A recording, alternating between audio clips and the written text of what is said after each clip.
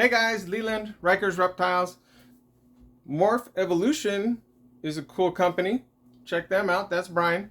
But today I have another Brian that I want to talk about, and that is Brian Gundy. Cool dude.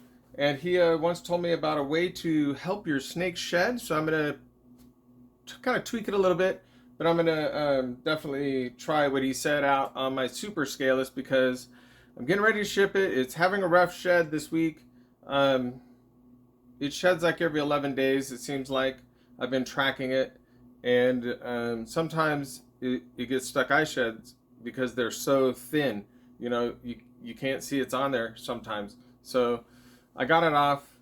You'll see in the video, but I just want to show you how I do it because it really worked well, and I wasn't doing it that way before.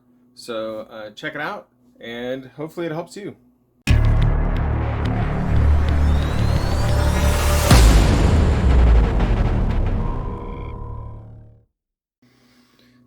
All right, so one of the greats in the industry told me about this technique where he takes his snakes, he puts them in a wet snake bag and puts them back in a nice warm tub and lets them crawl around, right?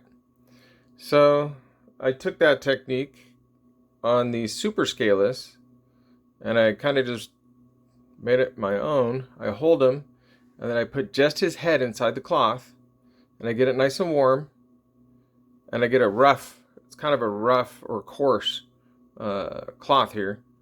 So I just cover up his head just like that, and he will crawl around and rub his face and rub his chin and rub his eye caps off. And that's the thing I'm really working on is the eye caps, because this guy, he's right here. Look, and he's pushing his face, pushing his face, pushing his face. He's all the way here now. So he's really working it right now. Just to give you a look, see here, he had one stuck eye cap, and now he's got his face totally worked off here, and it's working up to his eye caps. So we're doing a good job. Got to get those eye caps off, and you got to get the vent off on these things for sure. And then you can let everything else kind of work on it as you go. But this is working out good. I'm gonna go warm up this washcloth. It's kind of getting cool. All right, so I warmed it back up. And I put him back in there. He's digging around, so that's exactly what you want him to do. So just kind of hold him. This does take time. This whole process will probably take me a good 15 to 20 minutes to de-shed this snake properly.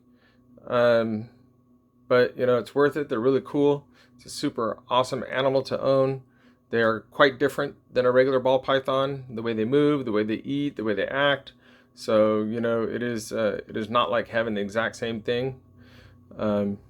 But to check out their really cool colors, and they're super smooth and soft like a rose petal. It's really nice. It's really cool. All right, so he's busting through. He's figuring it out.